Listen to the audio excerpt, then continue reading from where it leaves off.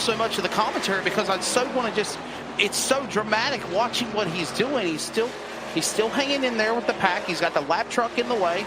You've got Wes ready to move, but it just seems like as soon as he's there, Wes is there. Honestly, Greg, Stabnow just says, nope, not yet, buddy. I cut you off. He pulls away. Stabnow hanging in there with Wes, trying to pull back away now. Closing stages here. Well, let's see how they'll develop off the corner. As we watch this now, lap 127 of 134 laps. This race is coming to the finish. Wreckers or checkers, late race caution, or more. As here comes Stabnow across the stripe. Interval almost half a second. We've seen that even be increased more at times. So yeah, you're exactly right, Greg. We have seen Wes start to close in, but honestly, he is still just not there yet to make something happen. Yeah, we'll see how it all unfolds here as we are getting down to the nitty-gritty right now. This finish, this race coming to an end. Watching them as they come across the stripe. It's now coming to 5 laps to go. 5 laps remaining as they work lap 129. Stabnow hitting his marks. And you know what would be so heartbreaking is if we see a late race caution. Yeah, that would absolutely ruin the flow of this race, and hopefully we were able to stay green for these closing stages of this race because it has been so much fun to watch it all unfold. It has. It's been a fun time. I know I'm a newbie on this Northwest Truck Series eSports event, but it has been a pleasure to work alongside with you, my friend, and we've had some fun for sure. Oh, absolutely. It's been a blast watching this race unfold, and I can't wait to see how it ends. All right. This thing coming to the house. They're going to come to the line. It'll be lap 131 when they come to the stripe here. And we have a late race caution. The caution will fly. Late race caution. And this will change everything. Caution waves. Trucks crashing.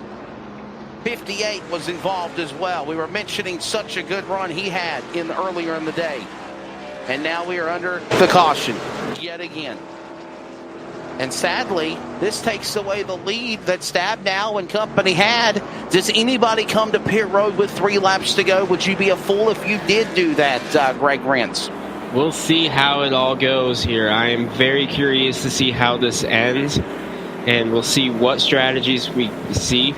We know Sean Brightsman's not afraid to gamble, so if anyone's going to try it, I would think it would be him, but I don't know if he wants to sacrifice 3rd position. Any takers to pit road? Who will roll the dice and try to make something happen here? This race coming to conclusion. And what a fun time it's been. Wesley Outland, Greg Rentz, LSR TV, the home of sim racing. And finally, after almost an 85-lap cycle, we are under the caution with a shootout. Go figure. Working under caution. Will we possibly be able to go back to green before the completed distance, Greg, or will we look at shootout? And if so, you're new to the series than I am with the Northwest Truck Series. What is the shootout rules? We're going to have a green-white checkered here, Wesley, and it's going to be very interesting to see how it all unfolds. I don't see us getting back green before the scheduled distance. I think we're going green-white checkered. Overtime, baby. So while we cycle pit stops, let's take a break. We need one. We'll be right back from Charlotte. A wild shootout coming up on LSR TV, the home of sim racing.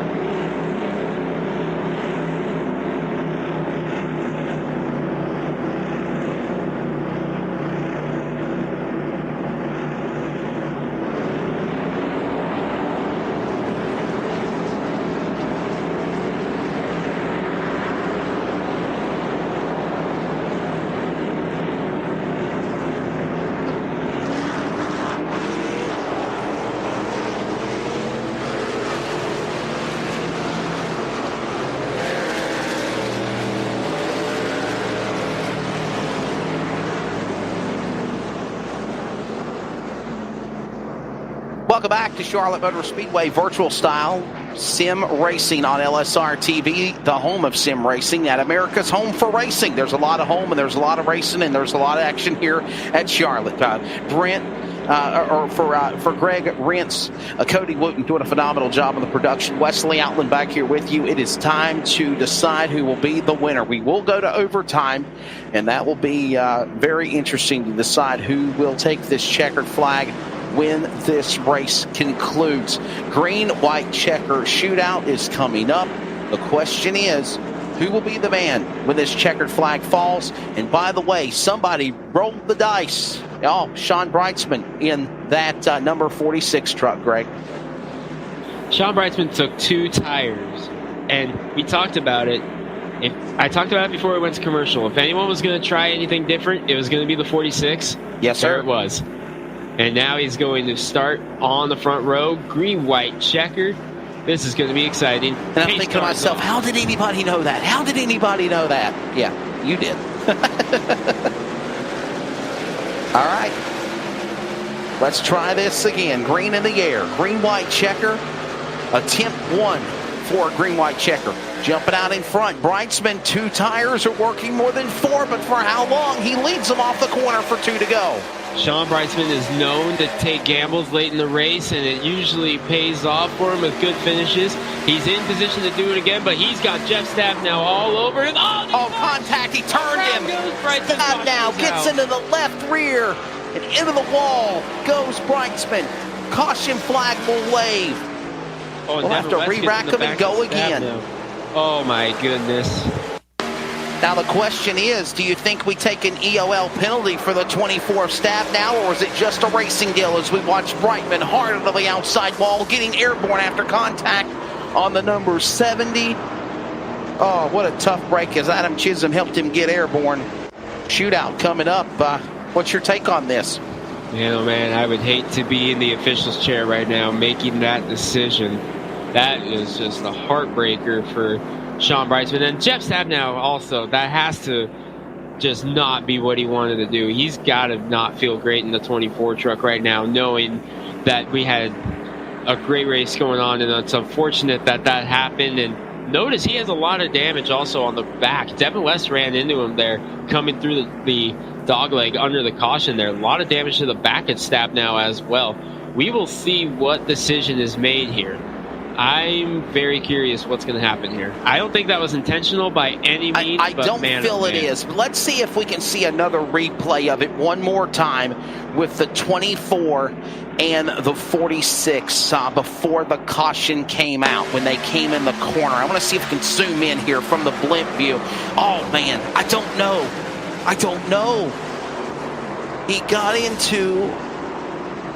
Wow, I wonder if we could see it from another angle here. I wonder if we could ride on board with the truck, the man in 24 of Stabnow, and see if we can see where he kind of got into him, and we surely can. Thank you, Cody, as they work their way to the back straightaway. And the question is, Greg, was it a punt in the pants intentionally? Would he just got into him, just kind of moving him up the track? Wondering here, because you can look at it from so many different angles and see so many different opinions. But there he is, the right rear into the left rear. The right front into the left rear, and around he went. The question is, was it intentional? I think it's a racing deal. Yeah, I wouldn't say it was intentional by any means. That just looked like 2 guys fighting for the same piece of real estate as... Let's see it from another time, I guess. Let's see it from another angle. Maybe we can see it from the rear end of the leader of the 46 truck. This is on board now with Stabnow, Greg. Go ahead. Yeah, this is on board with Stabnow. You see him go off into turn 1 here. And Stabnow gets a great run off of turn number 2. You can see it developing right here. He picks up the speed, gets right up on the back bumper of Brightsman, kind of bobbles a little bit. And you see Stabnow already peaking low here. Brightsman shuts the door. Stabnow takes a look inside. We slow it down. And he's got his nose in there. No, he's right there. Yeah, the left rear, Brightsman kind of came down just a hair. Yes, it does. Just a hair. Yeah, it looks like actually Stabnow had to get down below the apron. He had really nowhere to go, to be honest with you, there on that angle, Greg. Yeah, that's just the racing deal there, Wesley. That's 2 drivers racing for the lead. So we're waiting to find out from race control what the call will be. We'll step away We'll be right back with hopefully another shot at a green-white checker with Stab now. And Brightsman heating it up at the finish at Charlotte. It's turning into one hot full moon night like it was with One Hot Night the first time they ever raced under the lights. We'll see what they're going to do here. They are still under caution. We'll take a quick timeout. We'll be right back from Charlotte on LSR TV, the home of sim racing.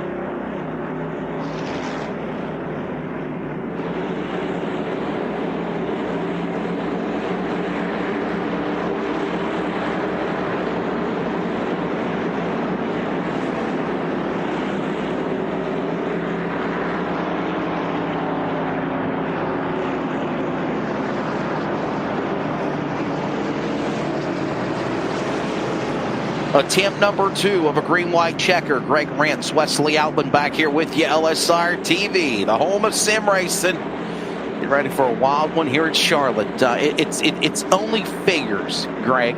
Pretty comfortable race all the way to the finish, and then it cuts to just getting wild as it comes to the checkered flag. Yeah, Northwest Truck Series never disappoints, and a classic here at Charlotte Motor Speedway. And we're not done yet, Wesley. Attempt number 2 at a green-white checker. Jeff Stab now in the lead, but damage on the left rear. We mentioned we weren't sure it would affect them a whole lot, but we will see how it goes here. Devin West back in the 16. By the way, Sean Brightsman leading the way when that caution came out, back in the 16th position. Stab now, West and West are 2nd and 3rd. O'Hara's 4th, Burke is 5th. They're all single file. They will get ready to come for the restart. Or they're double file, excuse me. They're side by side. This is going to be double file to the finish. Lights are off on the Ford Mustang pace car. It's going to drop back onto pit road here at America's Home for Racing. And another attempt 2 at a green-white checker. Stab now, West and West back in the mix. I'm so proud of O'Hara as well. They come back through the gearboxes at the Toyota restart zone. Green flag goes back in the air. Damaged or not? Oh, he's like T-Rex in a truck. Yeah, Stab now back to the